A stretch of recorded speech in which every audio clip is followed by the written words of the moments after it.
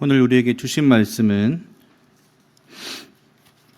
다니엘서 2장 31절부터 그 주보에는 40절까지 나와 있는데요. 45절까지의 말씀을 우리가 읽도록 하겠습니다. 다니엘서 2장 31절부터 45절까지의 말씀입니다. 31절부터 45절까지 다 찾으셨으면 우리 교독을 하도록 하겠습니다. 제가 먼저 읽겠습니다. 왕이여, 왕이 한 큰 신상을 보셨나이다. 그 신상이 왕의 앞에 섰는데 크고 광채가 매우 찬란하며 그 모양이 심히 두려우니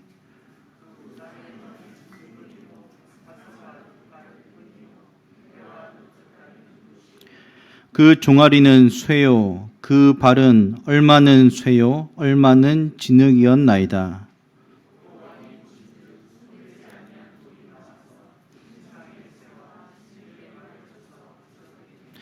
그때에 쇠와 진흙과 녹과 은과 금이 다 부셔져 여름 타작마당에 겨같이 되어 바람에 불려 간 곳이 없었고 우상을 친 돌은 태산을 이루어 온 세계에 가득하였나이다.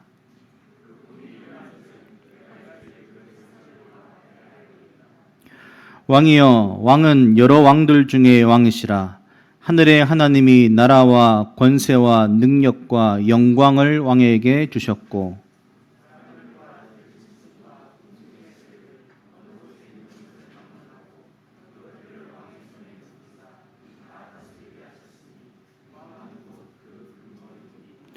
왕을 뒤이어 왕보다 못한 다른 나라가 일어날 것이요 셋째로 또 녹 같은 나라가 일어나서 온 세계를 다스릴 것이며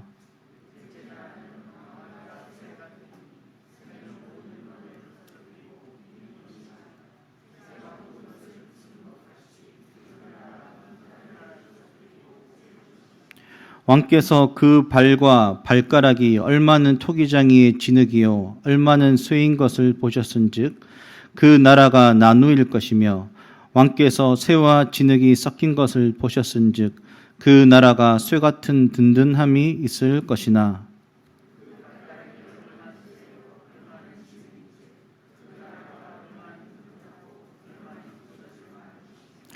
왕께서 쇠와 진흙이 섞인 것을 보셨은즉 그들이 다른 민족과 서로 섞이나 그들이 피차에 합하지 아니함이 쇠와 진흙이 합하지 않음과 같으리이다.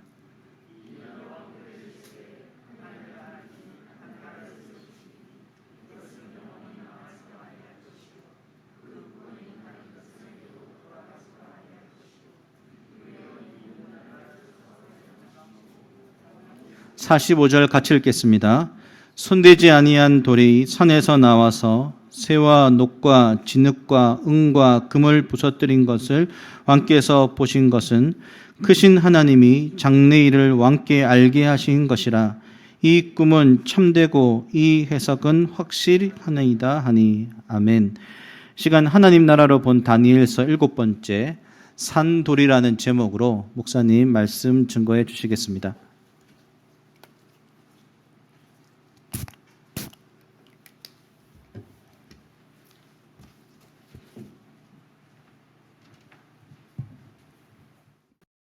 반갑습니다. 감사한 제목 가운데 이 시간에 교회가 제일 시원해서 저는 너무 감사합니다. 여러분 조금 전에 그 본문을 읽었는데 무슨 말인지 아시겠습니까?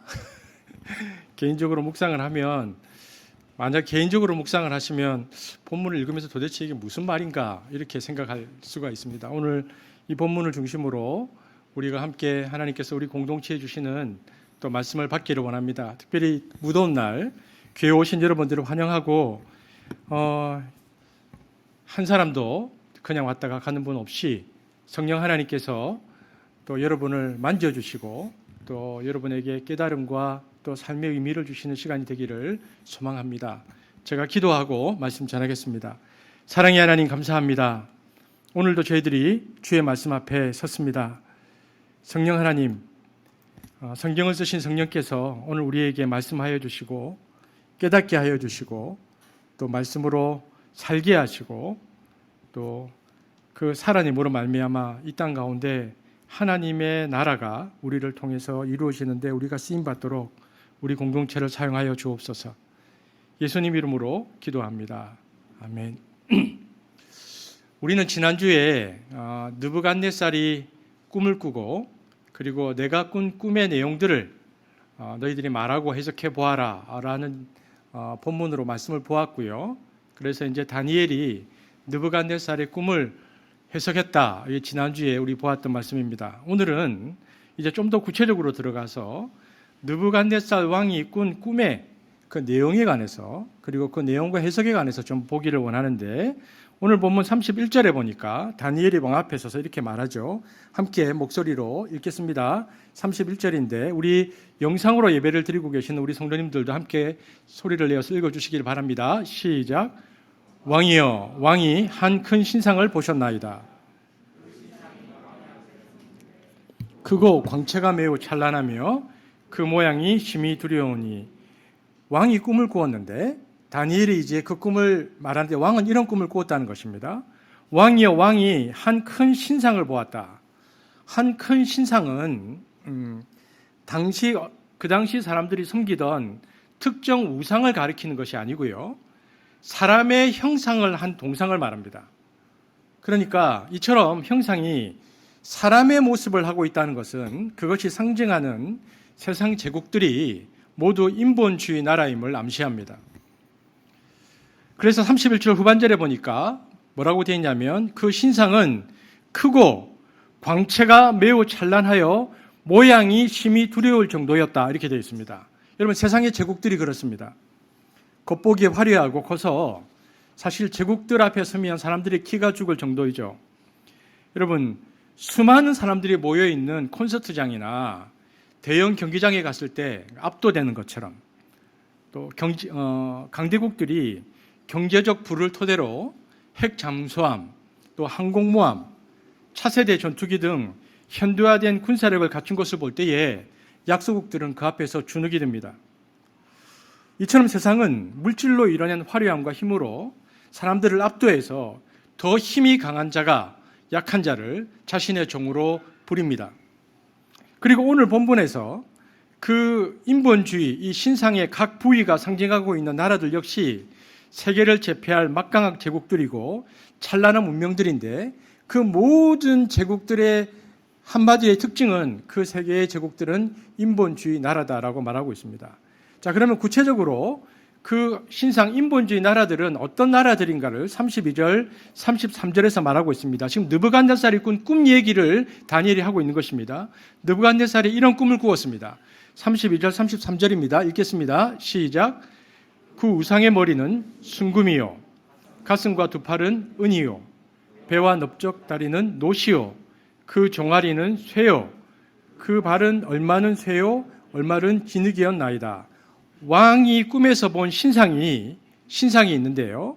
모두 5가지의 재료로 구성되어 있었다는 것입니다. 꿈이. 머리는 뭐로 되어 있었죠? 본문에 여기 보니까 머리는 뭐라고 되어 있습니까? 여기 보시니까 순금으로 되어 있고 가슴과 두 팔은 여러분 머릿속 상상하십시오. 은으로 되어 있고요.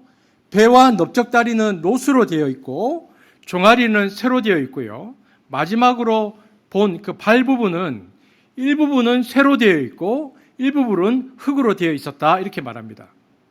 이렇게 말하는데 이 신상이 이토록 거대한 신상이고 5가지의 형태의 모양을 가지고 있었는데 이 커다란 신상임에도 불구하고 갑자기 이 신상이 있었는데 꿈에서 손을 대지 아니한 어떤 돌이 확 떠오르더니 이 신상에 발을 쳐서 산산이 부수어버리는 꿈을 왕이 꾸었다라고 말합니다. 34절, 35절입니다. 함께 읽겠습니다. 시작. 또 왕이 보신즉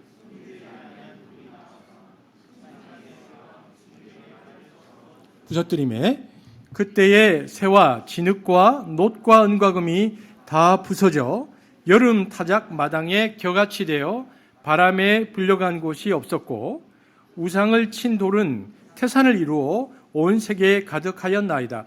여러분 지금 그 본문에 나오는 것을요, 여러분 한번 상상을 해보시면 그림이 좀 그려지는데 꿈인데 여러분 한번 이미지를 그냥 개인적으로 한번 그려보십시오. 한 돌이 나와서 그 거대한 5가지의 모양을 갖춘 신상을 팍 끼웠더니 깨진 그 조각들이 산산이 되면서 산이 되어서 온 세상을 가득 메우게 되었다 이렇게 말합니다. 결국에는 그 대단했던 신상은 바람에 날려 겨와 같이 사라지고 신상을 친 돌이 온 세상을 가득 채웠다. 이게 왕이 꾼 꿈이라는 것입니다. 그러면서 다니엘이 왕이 지금 그 꿈을 꾸었지 않습니까? 왕이 이제 내가 꾼 꿈을 맞추라고 했으니까 그러면서 다니엘이 하는 말이 이제부터 내가 왕이 그 꾼 꿈을 해석하겠습니다라고 말합니다. 그래서 36절에 보면 그 꿈이 이러한즉 이제 그 꿈을 해석하는데 다니엘은 제일 먼저 금으로 된 머리는 느부갓네살을 가리킨다고 풀이합니다. 38절에 보니까요. 38절 후반절에 보니까 왕은 곧 그 금머리니이다 이렇게 말합니다. 순금으로 된 머리는 느부갓네살과 바벨론을 상징합니다. 큰 신상이 있었는데 머리가 있는데 그 머리가 금으로 되어 있었는데 그 금으로 된 머리는 바벨론과 느부갓네살을 말한다라고 다니엘이 이제 해석합니다. 여러분 주전 612년부터 주전 539년까지 세계를 제패했던 바벨론은 금머리로 표현될 정도로 매우 뛰어난 고대 문명이었습니다. 역사가들의 기록에 의하면 바벨론 그 성은 그 당시의 바벨론 성은 광대한 평양에 있는 사각형 대도시였는데요. 성 전체의 둘레가 90km를 넘었다라고 되어 있습니다. 여러분 상상해 가십니까? 여기에 100개의 청동으로 된 성문이 있었고요. 90km가 되는 이 정비된 도시 안에 이 성문 100개의 청동으로 된 성문이 있었고요. 물이 가득 찬 거대한 해자가 도시 주위를 에워싸고 있었고 도시 중앙으로 유프라테스 강이 관통하는 아름답게 정비된 도시였다라고 고대 역사가들은 말합니다.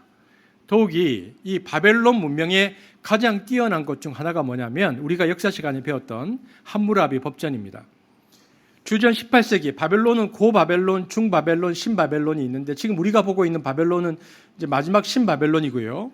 고바벨론 제국의 함무라비 대학은 법전을 선포하면서 자신은 정의와 자비의 신인 태양신, 사마슈라고 하는데 태양신과 바벨론 제국의 최고의 신인 마르둑 신의 대행자고 만민의 목재라는 자의식을 공공하게 드러냈습니다.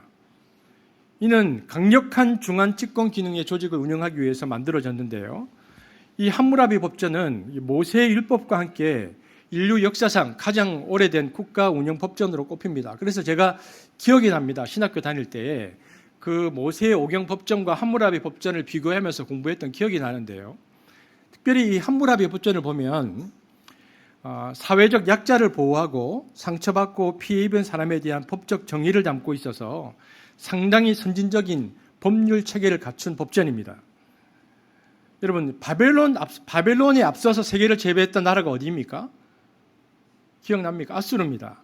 아수르는 무시무시한 군사력으로 주변 약소국들을 잔혹하게 짓밟았는데 또 점령지 주민들과 병사들을 억지로 혼인시키는 민족 혼혈 정책을 쳐서 많은 주민들의 원한을 샀습니다.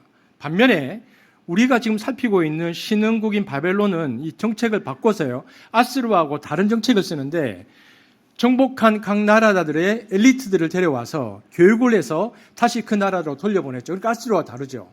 아수르는 사람들을 데리고 와서 억지로 결혼시켜서 혼혈 정책을 썼지만 바벨론은 이렇게 하면 안 된다는 것을 보았기 때문에 각 나라의 엘리트들을 데려와서 교육시켜서 다시 그 나라로 돌려보냅니다. 이렇게 교육한 친바벨론 지도자들을 각 속국에 배치해서 오랫동안 안정되게 그 나라를 다스리려고 했거든요. 그래서 바벨론 제국의 경영 키워드가 뭐냐? 2가지인데 그 중에 하나가 교육이었습니다. 철저한 바벨론 이데올로기를 통해서 통치 지역 사람들의 정신을 지배하려고 했습니다. 다시 말해서 사상교육이라고 말할 수 있는데 무서운 전략이죠. 그런데 이 바벨론 민족주의 교육에 대한 보람은 70년도 지나지 않아서 사그라집니다. 그리고 바벨론식 정신교육이 아무리 강했어도 하나님 말씀으로 무장한 다니엘을 무너뜨릴 수는 없었습니다. 바벨론의 멸망 뒤에도 그래서 다니엘은 살아남았고 승리했습니다. 여러분 바벨론 제국의 또 하나의 키워드는 교육 외에 무엇이냐? 리더십인데요. 32절에 금머리가 38절에 다시 언급되죠. 38절 한번 볼까요? 뭔지 시작. 사람들과 들짐승과 공중의 새들 어느 곳에 있는 것을 막론하고 그것들을 왕의 손에 넘기사 다 다스리게 하셨으니 왕은 곧 그 금머리니이다. 그러니까 바벨론 제국의 또 하나의 키워드는 리더십입니다. 다니엘은 느부갓네살 왕이 당신이 금머리라고 하면서 왕과 제국을 동일시하고 있습니다. 그로 인해서 바벨론이 세계적 대제국이 되었기 때문입니다. 여러분, 걸쭉한 지도자 없이 위대한 제국은 이룰 수 없습니다.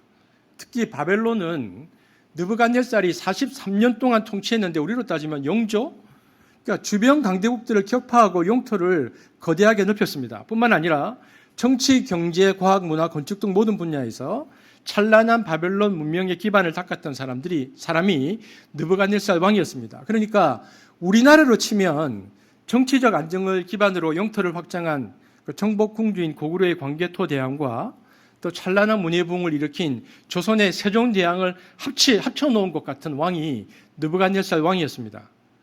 그러나 조직이 한 사람의 카리스마 리더십에 의지하게 되어지면 그가 사라지고 난 뒤 그 조직은 버틸 수 없게 되죠. 바벨론이 그렇게 되었습니다.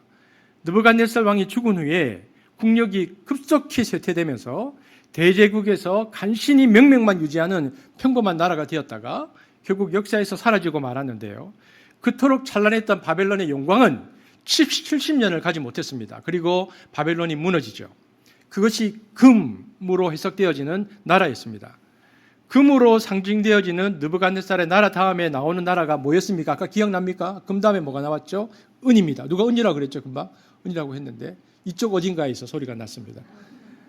은으로 상징되는 나라가 등장했는데 이를 가리켜서 39절에 보니까 뭐라고 되어 있습니까?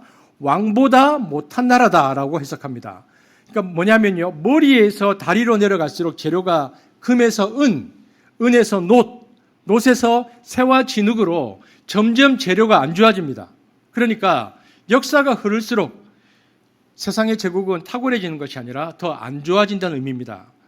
느부갓네살 나라 다음에 이어지는 것은요, 은과 놋 그리고 새로 상징되는 나라들인데 느부갓네살 나라들보다 훨씬 권세가 떨어지는 나라들이 앞으로 이 중근동 지방에 나올 것이다, 이렇게 해석합니다.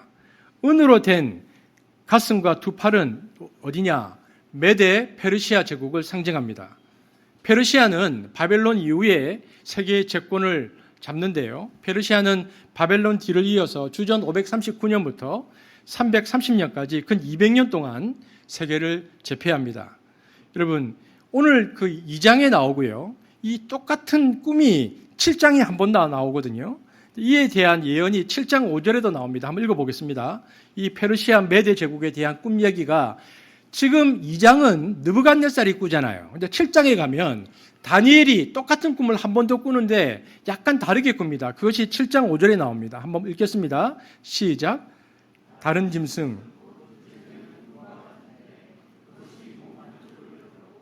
그 배의 이사이에는 새 갈빗대가 물렸는데 그것에게 말하는 자들이 있어 이르기를 일어나서 많은 고기를 먹으라 하였더라. 무슨 말이냐면 몸 한쪽을 들었다는 것은 원래 이 제국이 메데 페르시아 연합이었거든요. 두 나라, 메데와 페르시아라는 나라의 연합이었는데 몸 한쪽이 페르시아의 세력이 강성하여져서 메데를 흡수해버린 것을 얘기합니다. 몸 한쪽을 들어서 흡수해버렸다. 원래는 메데라는 나라가 더 커서 페르시아를 눌렀는데 이것을 순식간에 반전시켜서 메데를 페르시아로 흡수시킨 사람이 바로 그 유명한 정복자, 성경에 나오는 고레스 왕입니다. 여러분, 당시 페르시아 제국의 총 면적은 현재 미 합중국 대륙과 맞먹을 정도로 광대했고요. 인구도 2천만 명에 이르렀습니다. 그런데 여러분, 페르시아 제국의 키워드는 뭐였을까요? 그것은 숫자였습니다. 바벨론은 교육과 리더십이었는데 페르시아 제국의 키워드는 숫자였는데요. 경제 수치와 인구 수치는 그 나라의 힘을 말해줍니다. 페르시아는 황금의 제국이라고 말할 수 있을 정도로 많은 재산을 국고에 보유하고 있던 나라입니다. 또한 항상 동원이 가능한 100만 대군을 보유하고 있어서 그래서 고대 원정 전쟁을 나갈 때 수백 척의 함선과 70만에 달하는 대군을 동원하곤 했습니다. 여러분 이거 보신 적 있죠? 영화 300에 나오잖아요. 그리스 군들과 페르시아 군들이 싸울 때 이 당시입니다. 이 당시에 페르시아가 어마어마했거든요. 그래서 전쟁에 나갈 때 수백 천의 함선과 70만에 달하는 대군을 가지고 납니다. 페르시아는 자신들이 가진 많은 재산과 군인들에 대한 자부심이 있던 나라였습니다. 바벨론은 아까 어떻게 했죠? 아수르의 혼혈족제과 다르게 바벨론은 점령지 엘리트를 데리고 와서 정신을 무장시켜서 돌려보냈는데요. 고레스 왕은 정책을 다르게 합니다. 이제는 그렇게 하지 않고 다른 점령지의 문화와 종교를 존중하는 관용 정책을 씁니다. 그래서 포로로 잡혀온 이스라엘 백성들도 대거 예루살렘으로 돌아가게 해주는 등 관대한 정책으로 페르시아의 영광은 바벨론보다 3배가 긴 200년 동안 이어집니다. 그런데 그 이후에 누구에게 망하느냐? 그리스의 알렉산더에 의해서 제국이 멸망의 길을 걷게 됩니다. 여러분, 페르시아의 키워드가 숫자라고 그랬는데요. 우리가 이 성경 본문을 읽으면서 중간중간에 잠깐 적용을 해보면 숫자와 교만으로 가득 차 있던, 숫자를 보면서 교만으로 가득 차 있던 페르시아의 모습은 오늘날 우리 안에도 살아 있습니다. 사실 숫자만큼 비교하고 과시하기 쉬운 수단이 없습니다. 그 나라의 국내 총생산액 GDP나 국민 총생산액 GNP 혹은 환율, 화폐의 가치, 군대의 숫자, 또 보유 핵무기, 또 전투기구 숫자는 그 나라의 국력을 상징합니다. 여러분, 이게 국력뿐만 아니고 사람과 사람을 비교할 때도요, 그 사람이 키가 얼마냐, 나이가 얼마냐, 연봉이 얼마냐, 이런 굉장히 예민한 문제거든요. 그리고 그 숫자에 따라서 보이지 않게 순식간에 서열이 확 매겨집니다. 그런데 그것이 페르시아가 가지고 있었던 자부심이었는데 하나님께서는 뭐라고 말씀하시냐, 우리에게 숫자의 교만이 빠지지 말라는 것입니다. 하나님이 명령하시지 않은 이상 함부로 숫자를 세지 말라고 하나님께서 말씀하셨습니다. 다윗 왕도 자신의 왕국이 얼마나 대단한지 알기 위해서 함부로 인구 주사를 했다가 하나님의 진노를 경험하죠. 그래서 엄청나게 많은 사람들이 죽습니다. 하나님께서는 당신의 말씀대로 행하면 적이 침략해도 5명이 100을 쫓고 100이 만을 쫓을 것이라고 이미 말씀해 주셨습니다. 레위기 26장 8절 함께 읽어보겠습니다. 시작. 또 너희 5이 100을 쫓고 너희 100이 만을 쫓으리니 너희 대적들이 너희 앞에서 칼이 엎드릴 것이며, 또한 이사야서 60장 22절에는 이렇게 말씀하십니다. 보겠습니다. 시작. 그 작은 자가 1000명을 이루겠고 그 약한 자가 강국을 이룰 것이라. 때가 되면 나 여호와가 속히 이루리라. 그러니까 뭐라고 말씀하십니까? 페르시아의 가장 자부심은 숫자였는데 오늘날 우리들도 마찬가지죠. 하나님은 성경을 통해서 머릿수를 믿지 말고 하나님을 믿으라는 것입니다. 결국 인해 전술로 밀어붙인 페르시아는 모래성처럼 무너집니다. 여러분, 은으로 상징되는 페르시아에 이어서 나오는 나라가 그 다음 뭡니까? 금은 그 다음 뭐였습니까? 이쪽 어딘가에서 답이 나왔으니까 뭐였죠? 놋으로 상징되는 나라가 등장합니다. 32절에서는 우상의 배와 넓적다리가 놋으로 되어 있다고 되어 있습니다. 그리고 또 한 번 39절에는 그 놋 같은 나라가 언급되는데, 놋으로 된 배와 넓적다리는 제가 아까 페르시아를 무너뜨린 나라가 어디라고요? 헬라 제국을 가리킵니다. 39절입니다. 함께 읽겠습니다. 시작.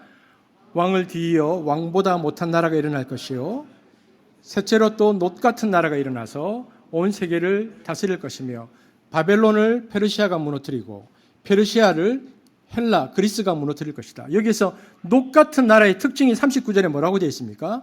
온 세계를 다스릴 것이다.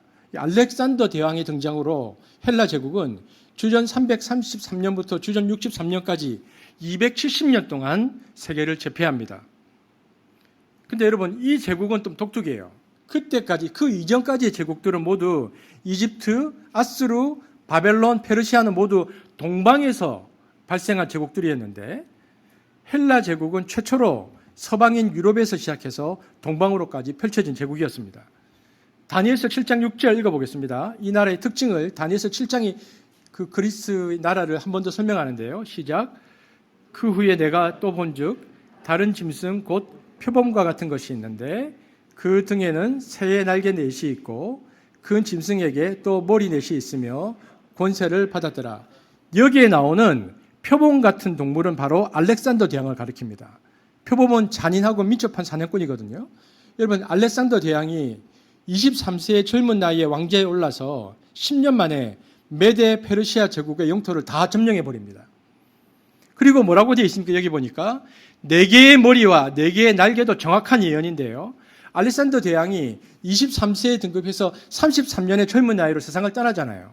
그 후에 4명의 부하들에 의해서 그의 제국이 4개의 나라로 나뉩니다. 그것을 지금 예언하고 있는데, 여러분, 헬라 제국의 경영 키워드는 뭐였냐? 융합이었습니다.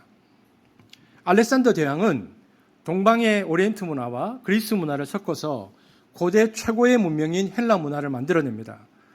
알렉산더는 싸움말 잘하는 전쟁광이 아니었습니다. 여러분, 퀴즈, 역사 선생님은 맞출 수 있을 것 같은데, 알렉산더 대왕의 가정교사, 스승이 누구였습니까? 같은 마케도니아 출신 아리스토텔레스였죠. 만약에 알렉산더가 일찍 죽지 않았으면 아리스토텔레스가 굉장한 정치가가 됐을 텐데, 알렉산더가 일찍 죽고 난 다음에 마케도니아 출신 아리스토텔레스도 역사 속에서 사라지죠. 여러분, 그래서 알렉산더는 아리스토텔레스를 스승으로 모시고 학문 증진에 힘썼습니다. 그래서 점령지의 학자와 기술자들을 우대했고요. 매우 큰 규모의 도서관을 지었습니다.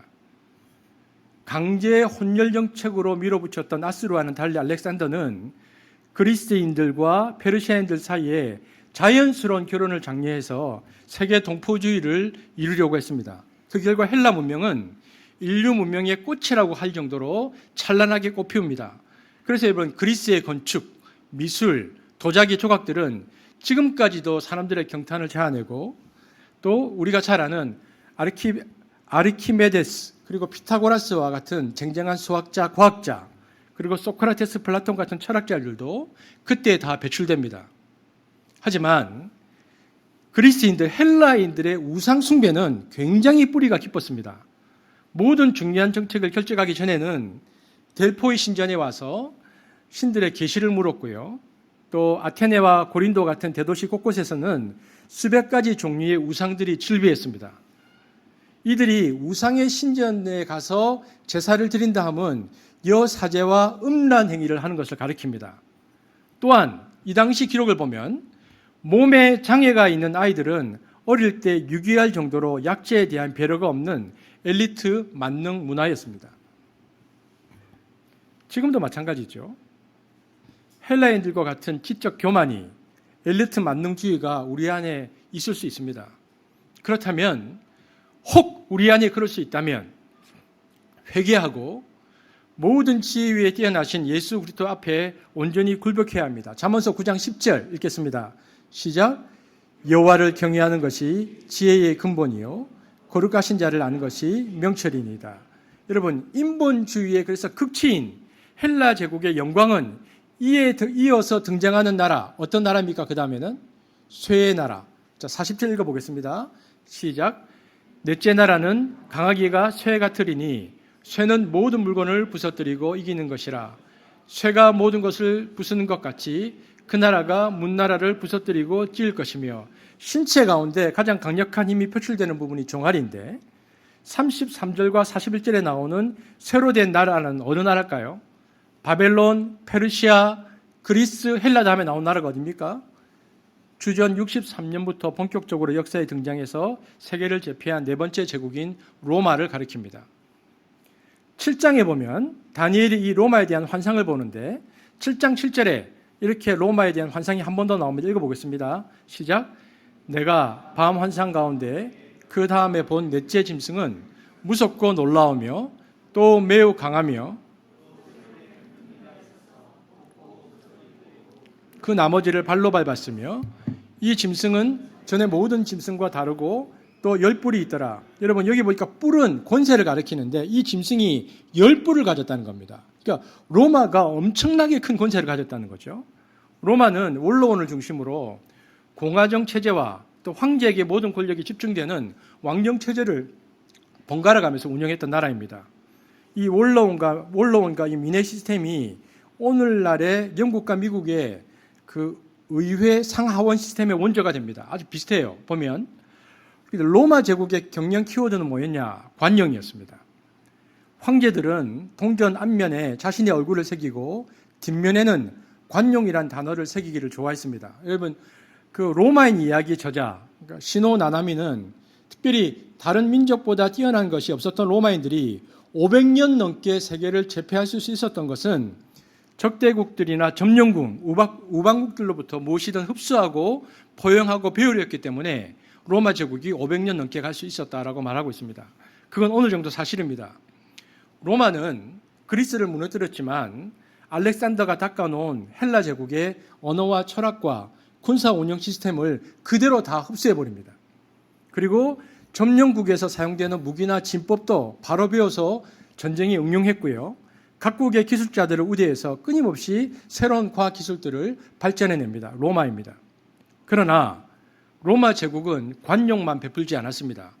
강한 힘과 파괴적 성향이 드러난 무자비한 모습도 보이는데요. 7장 7절에 보니까 이 나라가 뭘 했다고요? 먹고 부서뜨리고 그 나머지를 발로 밟았다 해서 이 로마가 어떤 나라인지를 상징적으로 드러내는데 로마는 저항하는 적들을 집요하고 무자비하게 짓밟기로 유명한 나라입니다. 특별히 반란이 심했던 예루살렘을 멸망시킬 때는 일부러 예루살렘 성을 포기한 뒤에 2년을 기다리면서 성 안에 있던 사람들이 굶어 죽게 했고요. 그리고 포로로 잡은 10만 명의 유대인들을 끌고 가서 콜로세움 건축의 노동자로 혹사시키고 공세가 끝날 무렵 그들을 노예로 팔거나 죽여버렸습니다. 또 인구의 3분의 1에 해당하는 노예들이 짐승처럼 사고 팔렸고요. 주인의 마음대로 그들을 학대하고 죽였습니다. 로마는 유럽과 아시아, 아프리카 전역을 지배하면서 언어를 헬라어와 라틴어로 통일했고 해적과 산적들을 소탕했고 사방의 길을 연결해서 정보와 사람, 물건들이 활발히 오가게 했습니다. 그로 인해서 로마 제국 안에서는 안전하고 빠르게 소통하고 무역할 수 있는 우리가 말하는 로마의 평화, 팍스 로마나 시대를 마침내 로마가 구가합니다. 그런데 예수님께서는 그 로마 시대에 이 세상에 오십니다. 그리고 그 로마 시대에 예수님께서 오시고요. 그때의 사도들이 복음을 전했기 때문에 복음은 팍스 로마나의 시스템을 타고 빠른 시간 내에 전 세계에 퍼져나갈 수 있었습니다. 그러나 여러분, 에드워드 기본이라는 역사학자가 있는데요. 에드워드 기본이 쓴 로마 제국 쇠망사를 보면요. 로마가 어떻게 망하는가. 그럼에도 불구하고 로마는 이미 내부의 도덕적, 영적 부패가 너무나 심했다고 기록하고 있습니다. 로마인들은 일들은 다 노예에게 시켰고 밤낮 화려한 파티를 열었고 먹던 것을 토해내면서 계속 새 음식을 먹는 추태를 부렸다라고 기록하고 있습니다. 상류층 사회의 불륜과 동성애, 치정, 살인은 도를 넘은 상태였다. 이렇게 기록하고 있고요. 그래서 영원할 것 같은 대제국 로마도 AD 476년 게르만족의 침입으로 마침내 멸망합니다. 내부 지도층들의 정신적 타락이 결국은 로마 제국의 붕괴를 가져온 거죠. 이것이 느부갓네살을 기준으로 앞으로 일어날 일들에 대한 꿈을 꾼 겁니다. 그러니까 느부갓네살을 기준으로 몇백 년 뒤에 일어날 중근동 지방의 꿈을 느부갓네살이 꾼 거죠. 다니엘서 2장 31절에서 33절입니다. 그러니까 우리가 그걸 알면서 보면 좋겠습니다. 바벨론, 페르시아, 헬라, 로마에 대한 꿈을 꾼 것입니다. 읽겠습니다. 시작. 왕이여, 왕이 한 큰 신상을 보셨나이다.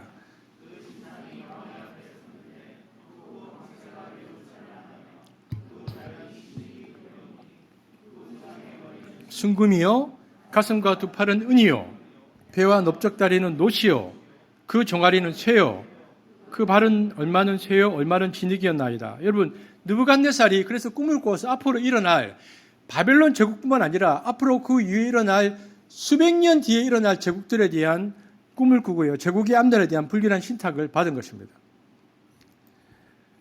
느부갓네살도 고생했지만 여러분도 고생하셨습니다. 여기까지 꿈을 보신다고. 그런데 여기서 우리가 새삼 강조해야 할 사실이 뭐냐 하면 각 나라도 중요하지만 이 네 개의 세계 제국이 뭐를 구성했다? 우리 보니까 하나의 거대한 신상을 구성했다는 게 중요합니다. 이 네 제국이 나라는 다 다른데 하나의 거대한 신상 나라를 구성했다. 그러니까 하나님을 대적하는 나라는 언제 어디서 출현하든지 간에 거대한 한 신상에 속한 부분 왕국이다라는 것을 말해주고 있습니다. 그러면 그 나라는 어떤 나라냐? 그 나라는 인간의 나라이고 인본주의 나라이고 자기를 영화화하는, 즉 자기 도치적 숭배에 빠진 나라들이다. 그것이 제국의 특징이다라고 말하고 있습니다. 이 한 덩어리 세계 제국은 우리가 다음 주 제3장에서 곧 보게 되겠지만 자기를 신격화하는 한편 인간을 지배하고 정복하고 인간에게 경배를 강요합니다. 그러니까 현대적 용어로 바꾸면 이 거대한 신상은 국가주의라는 우상입니다. 특별히 19세기 이래로 국가는 국민을 보호하는 신적인 후원자 역할을 떠맡고 급기야는 국민들을 억압하고 국민들에게 복종을 강요하는 숭배의 대상으로 자기를 격상시켜 왔습니다. 그래서 실제로 국가주의라는 우상이 21세기에 팽배합니다. 그런데 그런 상황 속에서 오늘 설교 제목이죠. 이때 손대지 아니한 돌이 갑자기 나타나서 이 신상을 박살내버립니다. 34절 35절 읽겠습니다. 시작. 또 왕이 보신즉 손대지 아니한 돌이 나와서 신상의 새와 진흙의 발을 쳐서 부서뜨리매 그때의 새와 진흙과 놋과 은과 금이 다 부서져 여름 타작 마당에 겨같이 되어 바람에 불려간 것이 없었고 우상을 친 돌은 태산을 이루어 온 세계에 가득하였나이다. 여기 보니까 손을 대지 아니한 돌이 뭐냐? 여러분, 손을 대지 않은 돌은 일찍이 이스라엘 하나님 야훼의 제단으로 쓰인 돌을 의미했습니다. 여러분, 출애굽기 20장에 보면 나오는데요. 출애굽기 20장에 보면은 가나안의 우상 숭배 제단과 이스라엘이 쓰던 하나님께 드리던 그 제단은 구별되었다라고 말하고 있습니다. 한번 읽어보겠습니다. 출애굽기 20장 22절에서 25절인데요. 가나안의 제단과 이스라엘의 제단이 어떻게 다른지 한번 보겠습니다. 시작. 여호와께서 모세에게 이르시되 너는 이스라엘 자손에게 이같이 이르라. 내가 하늘로부터 너에게 말하는 것을 너희 스스로 보았으니 너희는 나를 비켜서 은으로나 금으로나 너희를 위하여 신상을 만들지 말고 내게 토단을 쌓고 그 위에 내 양과 소로 내 번제와 화목제를 드리라. 내가 내 이름을 기념하게 하는 내가 내게 돌로 제단을 쌓거든 내가 정으로 그것을 쪼면 부정하게 하면이라. 이거 보십시오. 뭐라고 말하냐면 제단을 쌓거든 다듬은 돌로 쌓지 말라. 가나안의 철 연장으로 다듬은 제단이 아니고 자연석을 그대로 이용해서 야훼께 제물을 바치라는 규정입니다. 여기 보면 뭡니까? 다듬지 않은 돌은 야생적이고 원시적인 광야의 유목민족 야훼 신앙을 가리킵니다. 그러니까 금이나 은으로 만든 신상은 제사장 집단의 귀족화를 초래하고 성전의 권력 기관화와 우상을 재촉할 가능성이 있기 때문에 하나님께서는 모세를 통해서 토단 혹은 자연석 제단 위에 하나님께 드릴 제물을 바치라고 하신 것입니다. 지금 그 얘기를 지금 다니엘이 하고 있는 것입니다. 그러면서 44절 45절은 그 거대한 신상을 부서뜨린 돌의 정체에 대한 해설입니다. 그럼 이 돌이 뭐냐? 44절이 이렇게 말합니다. 시작. 이 여러 왕들의 시대에 하늘의 하나님이 한 나라를 세우시리니 이것은 영원히 망하지도 아니할 것이요 그 국권이 다른 백성에게로 돌아가지도 아니할 것이요 도리어 이 모든 나라를 쳐서 멸망시키고 영원히 설 것이라. 여러 왕의 시대에 하늘의 하나님이 한 나라를 세우실 텐데 이 나라는 보십시오. 44절에 이 나라는 지상에 명멸하는 제국들의 행로와 전혀 다른 행로를 따르는 나라입니다. 세계사에 출현한 제국들은 쇠락하고 멸망하지만 하늘의 하나님이 세우신 나라는 영원히 망하지도 않을 것이요 그 국권이 다른 백성에게로 돌아가지도 않을 것이다. 그 나라는 세계사에 출현한 모든 나라를 쳐서 멸망시키고 영원히 존재할 것이다. 45절 읽겠습니다. 시작. 손대지 아니한 돌이 산에서 나와서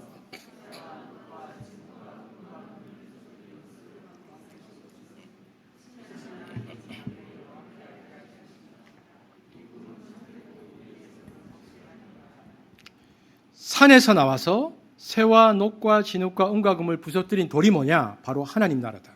여러분, 그러니까 뭐라고 얘기합니까? 지금 느부갓네살이 인간의 나라, 인본주의 나라, 세상의 제국에 대한 꿈을 꾸었는데 그 제국의 화려함과 있었던 일들을 쭉 말하다가 다니엘이 하나님의 나라가 그 인간의 나라를 박살을 내버릴 것이다. 이렇게 해석하고 있습니다. 다니엘은 느부갓네살 왕에게 그가 꾼 꿈은 장래에 일어날 일을 하나님께서 미리 알려주신다는 것을 강조하고 난 다음에 왕이 꾼 꿈이 미래에 대한 하나님의 신탁인 것과 마찬가지로 자신이 내린 왕의 꿈에 대한 해석이 확실한 것이다 라고 말합니다. 여러분, 그럼 우리는 이런 생각을 해볼 수 있습니다. 다니엘은 이것을 어떻게 알 수 있었을까? 왕이 꿈이 내가 무엇을 꾸었는지도 말하지 않았고 꿈에 대한 해석도 왕도 몰랐는데 다니엘은 이것을 어떻게 알 수 있었는가? 히브리서는 다니엘이 어떻게 절대 권력의 보좌에 앉아있는 이방 군주의 어두운 동굴 같은 내면을 탐주할 수 있었는지 우리에게 말해줍니다. 히브리서 4장 12절 13절입니다. 다니엘이 알 수 있었던 비결이죠. 읽겠습니다. 시작. 하나님의 말씀은 살아있고 활력이 있어 좌우의 날선 어떤 검보다도 예리하여 혼과 영과 및 관절과 골수를 찔러 쪼개기까지 하며 또 마음의 생각과 뜻을 판단하나니 지으신 것이 하나도 그 앞에 나타나지 않음이 없고 우리의 결산을 받으시리의 눈앞에 만물이 벌거벗은 것 같이 드러나느니라. 다니엘을 가득 채운 하나님의 신적 탐조력 앞에 느부갓네살의 꿈이 투명하게 드러난 것입니다. 그리고 오늘 우리 읽지 않았는데 45절까지 읽었는데 46절에서 49절은 이 다니엘의 강력하고 찬란한 영적 카리스마와 지혜에 경악한 느부갓네살 왕이 거의 충동적으로 어떤 반응을 보이는가 우리에게 말해주고 있습니다. 46절에서 49절 읽겠습니다. 시작. 이에 느부갓네살 왕이 엎드려 다니엘에게 절하고 명하여 예물과 향품을 그에게 주게 하니라. 왕이 대답하여 다니엘에게 이르되 너희 하나님은 참으로 모든 신들의 신이시요 모든 왕의 주제시로다. 내가 능히 이 은밀한 것을 나타내었으니 내 하나님은 또 은밀한 것을 나타내시는 이시로다. 왕이 이에 다니엘을 높여 귀한 선물을 많이 주며 그를 세워 바벨론 온 지방을 다스리게 하며 또 바벨론 모든 지혜자의 어른을 삼았으며 왕이 또 다니엘의 요구대로 사드락과 메삭과 아벳느고를 세워 바벨론 지방의 일을 다스리게 하였고 다니엘은 왕궁에 있었더라. 다니엘이 압도적인 하나님의 지혜로 꿈과 꿈을 해석하니까 느부갓네살이 딱 엎드리면서 네 가지 반응을 보였다. 첫째, 46절에 보십시오. 그는 다니엘에게 엎드려 절하고 예물과 향품을 그에게 줍니다. 두 번째, 47절. 그는 다니엘에게 이스라엘의 하나님의 역사 주재권에 대한 신앙 고백을 합니다. 너희 하나님은 참으로 모든 신들의 신이고 모든 왕의 주시다. 하나님은 은밀한 미래의 일을 계시하시는 최고의 하나님이라는 것을 느부갓네살 왕이 고백합니다. 셋째, 48절에 보니까 그는 다니엘을 바벨론 온 지방을 다스리는 최고위직 총리로 승진시키고 국가 경련 자문 단장으로 삼았습니다. 바벨론 모든 지혜자의 어른으로 삼고요. 마지막 네 번째 49절에 보면 마지막으로 그는 다니엘의 요구대로 다니엘은 왕궁에 남아있겠지만 그의 친구인 사드락과 메삭과 아벳느고를 지방 장관으로 세워서 바벨론 지방의 일을 다스리게 했다. 이 다니엘의 이야기는 그래서 마치 한 편의 감동적인 드라마처럼 이 장에 딱 끝을 내고 있습니다. 그렇다면 이 느부갓네살이 보았던 그 거대한 금, 은, 구리, 철로 된 신상이 손으로 뜨지 아니한 산돌에 의해서 산산나져가 버린다는 사실이 무엇을 의미하는가? 여러분, 이것이 오늘 우리 설교의 이제 적용점인데요. 여러분, 이번 주에도 우리가 아베의 총격 소식을 듣습니다. 1차 세계대전도 그러한 어이없는 총격에 의해서 일어났죠. 여러분, 세계 제국들은요, 영혼의 관점에서 보면 밤에 한 정점에 출현했다가 아침이면 사라지고 마는 안개다. 성경이 우리에게 이렇게 말합니다. 하늘에서 내려온 산돌에 의해서 부서져서 파편과 먼지가 태산을 이룬 우상에 불과하다. 성경은 우리에게 말해주고 있습니다. 잠시 존재하는 것처럼 보이지만 그것이 리더십이든 교육이든 융합이든 잠시 존재하는 것처럼 보이는 엄청난 제국이라도 시간의 부식력 앞에 쇠퇴하고 마는 그림자 같은 존재다. 다니엘서는 산돌 이미지를 통해서 인간 나라들은 멸망하고 오로지 하나님 나라만 지상에 남는다는 원리를 우리에게 강조하고 있습니다. 그러나 여러분, 우리가 지금도 예배를 마치고 집에 가서 이렇게 유튜브를 보거나 뉴스를 보면요, 그럼에도 불구하고 지금도 세상의 제국이나 기업이 마치 세계사의 중심처럼 우리가 이렇게 착각하도록 만듭니다.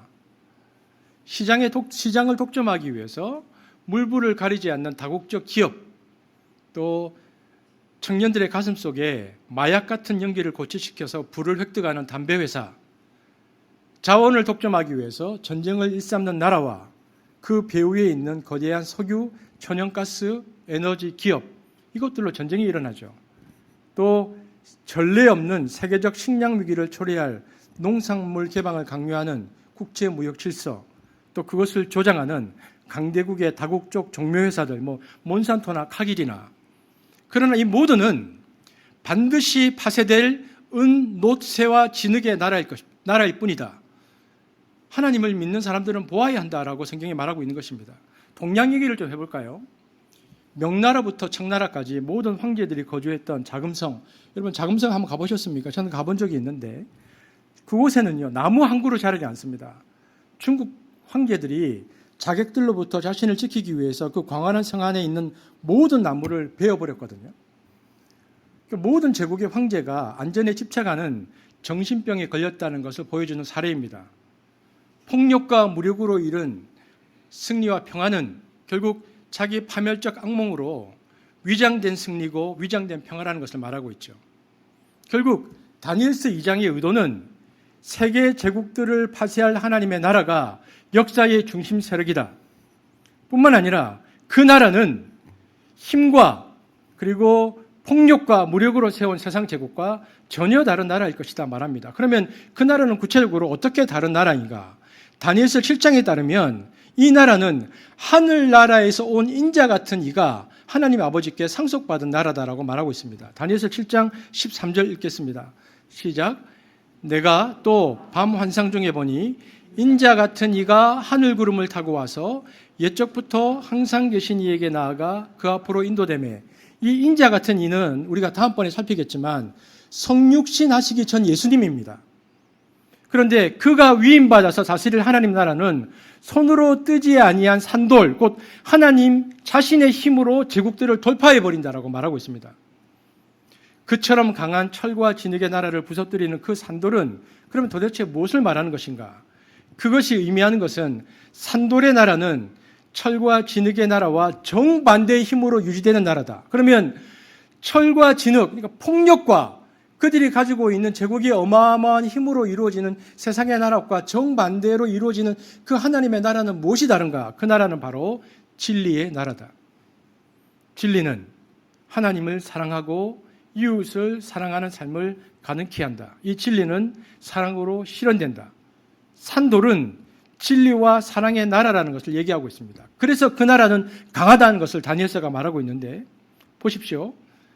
철과 진흙의 나라는 부서뜨리고 파기하고 빻는 힘으로 자기 통치권을 확정하는 나라입니다. 폭력과 압제, 파괴와 살상의 힘으로 세워지고 유지되는 나라죠.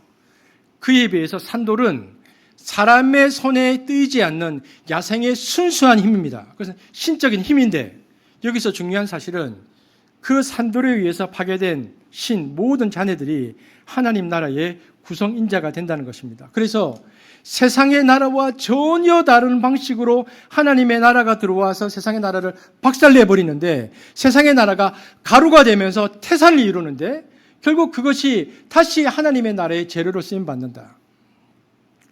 2장 34절 35절 보겠습니다. 시작. 또 왕이 보신즉 손대지 아니한 돌이 나와서 신상의 새와 진흙의 발을 쳐서 부서뜨리매 그때에 새와 진흙과 놋과 은과 금이 다 부서져 여름 타장에 겨같이 되어 바람에 불려 간 곳이 없었고 우상을 친 돌은 태산을 이루어 온 세계에 가득하였나이다.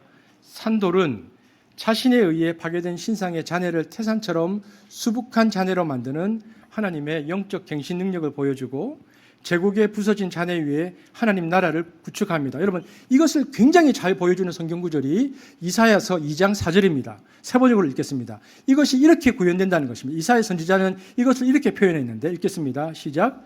주님께서 민족들 사이에 분쟁을 판결하시고 뭇 백성 사이에 갈등을 해결하실 것이니 창을 쳐서 낫을 만들 것이며 나라와 나라가 칼을 들고 서로를 치지 않을 것이며 다시는 군사훈련도 하지 않을 것이다. 사나운 제국들이 산돌에 의해서 파괴가 되어서 이제는 더 이상 이사야에서 선지자가 말하는 것처럼 어떤 무기도 의미가 없고 대신 섬김과 돌봄과 사랑과 격려와 겸손과 연대로 그 하나님 나라의 그 세상의 제국들이 투항하게 될 것이다. 이것이 이사야 선지자가 이 다니엘서를 말해주고 있는 해석입니다.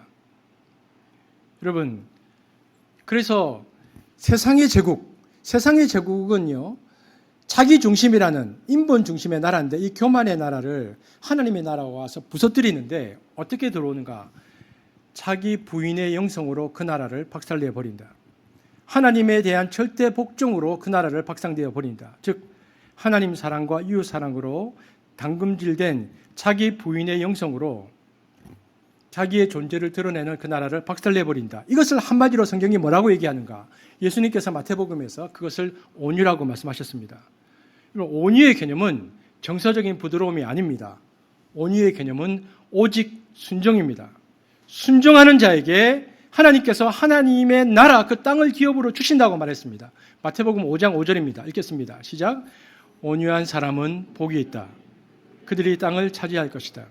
하나님께 복종하는 자의 온유야말로 제국의 오만과 사나움을 파쇄하는 산돌이다. 겸손의 산돌이 제국을 이긴다는 뜻입니다.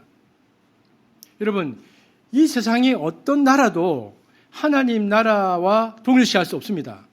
다만 산돌의 원칙에 근사치적으로 가까운 나라일수록 그래도 안정되고 지속적인 나라가 하나님 나라와 많이 동일시되는데 이런 겁니다.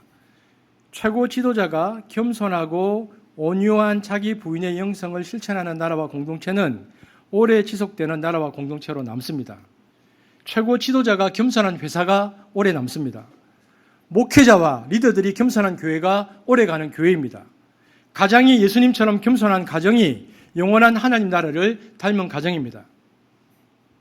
여러분, 그래서 저는 이런 적용을 좀 하고 싶은데 그런 점에서 우리 삶에 하나님 나라에 의해서 자신의 교만과 지배욕이 산산조각나는 통쾌한 부서짐을 경험할 수 있기를 열망해야 합니다.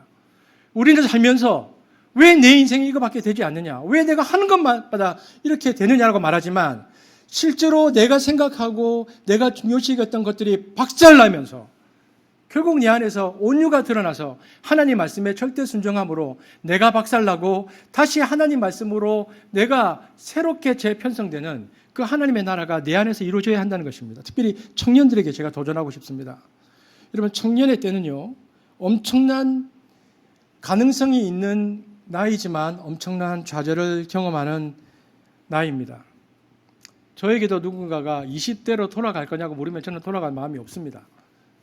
그 20대는 무한한 가능성이 있지만 엄청나는 많은 좌절과 수많은 선택 앞에 다시 서야 한다는 것은 굉장히 힘든 거거든요. 그러나 여러분, 청년의 때에 하나님의 말씀에 의해서 내가 산산이 부서지는 경험은 파멸이 아니라 구원이라는 것을 여러분 기억해야 합니다. 하나님께서는 그래서 나를 완전히 새롭게 바꾸십니다. 우리가 자신을 영화롭게 하려고 쌓은 모든 신상과 탑과 성체들을 불온간에 하나님 나라에 의해서 산산조각날 우상에 불과하다는 것을 하나님께서 우리에게 말씀해 주시기 위해서 내 인생을 때로는 박살내버리지만 그러나 그것을 통해서 내 안에 이루어질 하나님 나라를 경험한다면 내 인생은 복된 것입니다.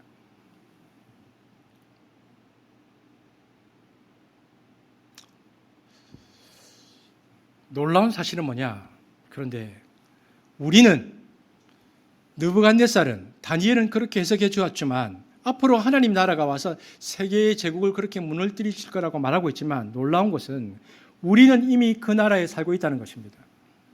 거대한 산돌이신 예수님께서 이미 초림으로 이 세상 한복판에 들어오셨습니다. 그리고 세상 나라와 부딪혔죠. 처음에는 거룩한 돌이신 예수께서 강력한 세상 나라의 힘 앞에 깨지고 부서지는 것 같았습니다. 십자가에 무력하게 죽는 것 같았습니다. 십자가에 달려 죽어 가신 예수는 구원자 같지 않았습니다. 그러나 건축자의 버린 돌 같은 예수께서 주님이 세우시는 나라, 이 땅에 모퉁이 돌이 되셨다라고 말하고 있습니다. 성경을 읽어보겠습니다. 사도행전 4장 11절 12절입니다. 시작. 이 예수는 너희 건축자들이 버린 돌로서 집 모퉁이의 머릿돌이 되었느니라. 다른 이로서는 구원을 받을 수 없나니 천하 사람 중에 구원을 받을 만한 다른 이름을 우리에게 주신 일이 없음이라 하였더라. 여러분 무엇입니까? 다니엘은 환상 중에 장차 오실 예수를 본 것입니다. 엄청난 꿈을 꾼 것입니다. 그리고 그 예수를 통해 세워질 영원한 나라를 보았습니다. 그 나라가 세상 모든 나라를 이기는 광경을 목격한 것입니다. 그 영원한 나라로 우리를 인도하고 계시는 거룩한 산돌이신 예수를 다니엘은 목도했습니다. 그러므로 우리는 이 본문 앞에서 우리가 너무나 잘 아는 이미 그러나 아직 오지 않은 그 나라를 알고 경험해야 합니다. 눈으로 보이는 세상의 힘을 가진 이들이 답을 찾았다고 자신만만하게 말하지만 사실 그들은 어떠한 답도 찾지 못했습니다. 코로나 바이러스 하나만 봐도 압니다. 세상은 마치 지도자들이, 세상의 제국들이 어떠한 답을 찾았다고 말하지만 그들은 어떠한 것도 우리에게 해결해 주지 못했습니다. 그들은 하나님이 지금도 이 땅을 통치하고 계심을 알지 못합니다.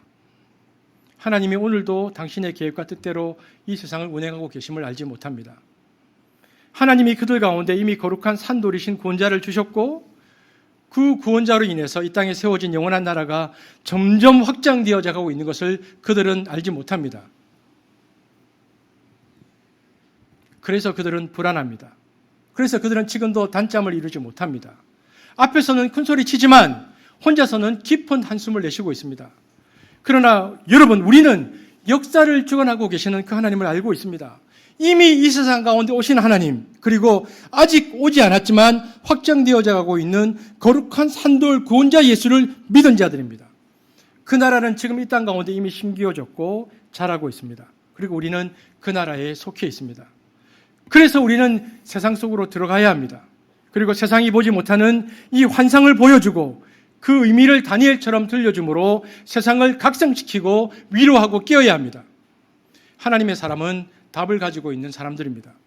우리는 그 답으로 세상의 불안을 위로해야 합니다. 세상이 주는 거짓 가치와 이데올로기에 경도되는 것이 아니라 오히려 복음이라는 가치로 세상 가운데 들어가서 세상을 위로하고 격려해야 합니다.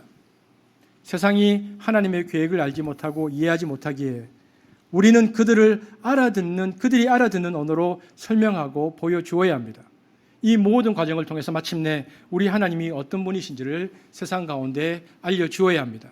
그때 세상은 느부갓네살이 말했던 것처럼 마침내 그 놀라운 하나님을 찬양하게 만들 것입니다. 저는 다니엘서 말씀을 묵상하면서 세상으로 하여금 마침내 하나님을 찬양하게 만드는 그 일들에 우리 한숨이 쓰임받게 되어지기를 원합니다. 보이지 않지만 이미 와 있는 그 나라를 우리가 믿음으로 고백하고 하나님의 나라를 세상 가운데 구현하고 드러내는 데 쓰임받는 저와 여러분 되기를 주의 이름으로 축복합니다. 기도하겠습니다. 하나님 감사합니다. 그 나라는 영원합니다. 그 나라는 이미 와 있고 다니엘은 산돌이신 예수 그리스도를 눈으로 보았고 그것을 증거하자 느부갓네살은 엎드려 하나님을 높이며 찬양했습니다. 하나님, 세상의 제국은 지금도, 세상의 나라들은 지금도 그들이 세상에서 가장 강력한 힘을 가지고 있는 듯 우리에게 말하고 있지만 우리는 그들이 보지 못하는 하나님 나라를 알고 있고 그 하나님 나라를 살아가는 하나님의 백성들입니다. 그 나라를 그들이 알 수 있는 언어로 설명하고 드러내는 데에 한숨이 쓰임받게 되어지기를 원합니다. 우리의 삶이 그러기를 원하고 우리 입술이 그 복음을 전하는 삶이기를 원합니다. 주님, 한숨을 그렇게 사용하여 주옵소서. 하나님의 나라는 영원할 것입니다. 그 하나님을 찬양합니다. 예수님 이름으로 기도합니다. 아멘.